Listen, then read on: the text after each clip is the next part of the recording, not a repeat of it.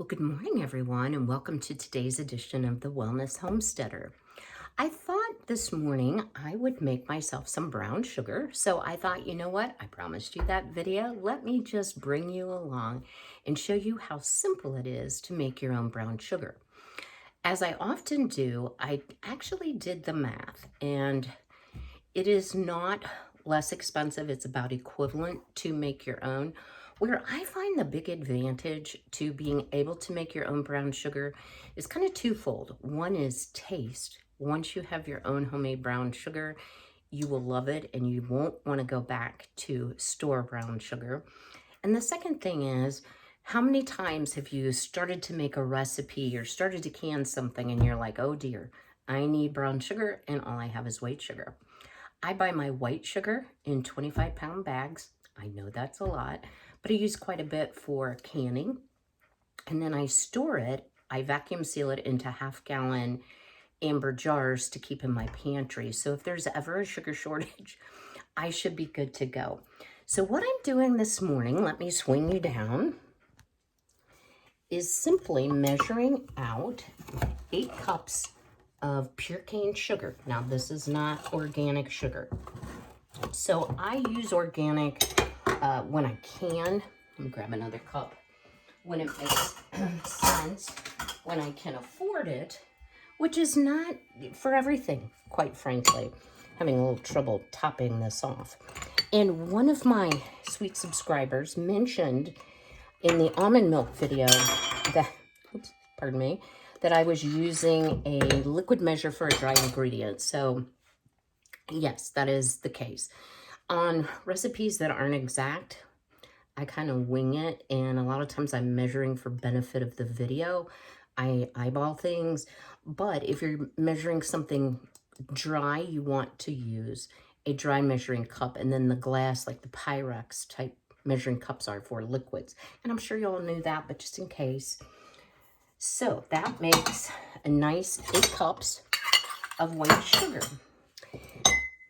I did do a little research because now that I've discovered what's in almond milk, I got thinking, oh goodness, I wonder if they put something weird in brown sugar.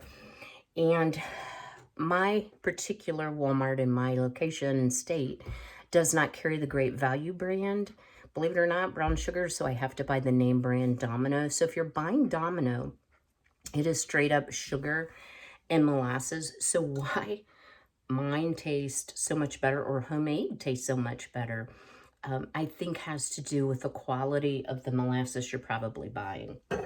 So first thing I'm going to do, and I'm not going to struggle with the beater today, is I am going to insert this.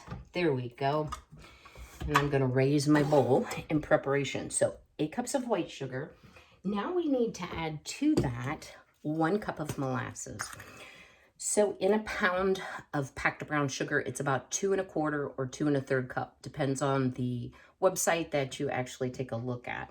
So we know we're going to be making close to 4 pounds of brown sugar. So 2 of the big Domino 2-pound bags. My son actually got me this little device. It's an OXO measuring cup. And this is going to confuse you because you can do dry or liquid measures in this. But the cool thing about it is it's really good. Sorry, that was Frankie. My mom's right here. He like randomly meows. I apologize. When you're doing sticky things like peanut butter, molasses, honey, this is a great device to use. So all you do is put a little nonstick cooking spray in there. We're going to add I've dialed it up. Well, let me dial it up. Obviously, I didn't. To the 1 cup measure. And then I'm just going to put in my molasses. And there is actually a liquid line and a solids line. So I measure molasses as a liquid. So I am just going to go up to the liquid line, and then I'll show you how easy this is to get out. So all you do, turn it over, twist up the top, and boom, all of your molasses come right out into the bowl. It's so, so simple. And of course I forgot my spatula, but we'll just use a knife. That'll work too. Okay. So I grew up eating molasses, and I really like molasses. My parents are both from West Liberty area of Kentucky, and every year they have a sorghum molasses festival, and they have fabulous things, stack cake, all kinds of molasses, taffy, candy, anything you can make with molasses, they have it. So it's really a fun festival. So let me grab a spatula here. And all we need to do, let me see if I can get you closer. Oh, goodness. Ah, yes. It's just, I've got the paddle beater on. Is just let it mix. And it does take a little bit for that to incorporate. So if you want dark brown sugar, so you want a richer molasses flavor, you would add just a little bit more molasses. And you can buy molasses in bulk in a gallon jug. I don't buy it in bulk because I don't use all that much brown sugar, although I love it. I try not to eat too much of it.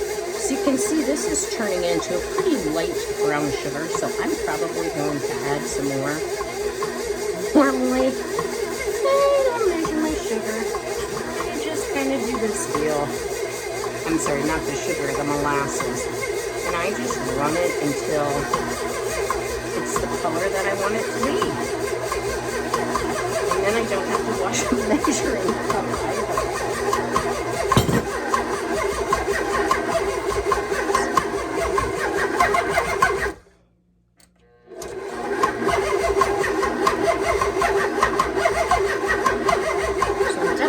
Giving my mixer a workout here.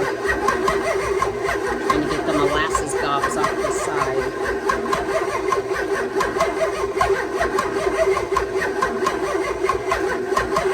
So once you have it fairly well mixed, just drop this bowl. You may want to stir and see kind of where you are in your sugar color, and if you feel that you've gotten it dark enough. If your molasses are kind of thick, you certainly can heat them a little bit in the microwave. So I'm gonna keep adding a little bit of molasses until it gets more brown sugar color. Keep mixing, and then I will pack it tightly into a storage jar, and it will be ready for my next recipe. So be well, be healthy, be blessed.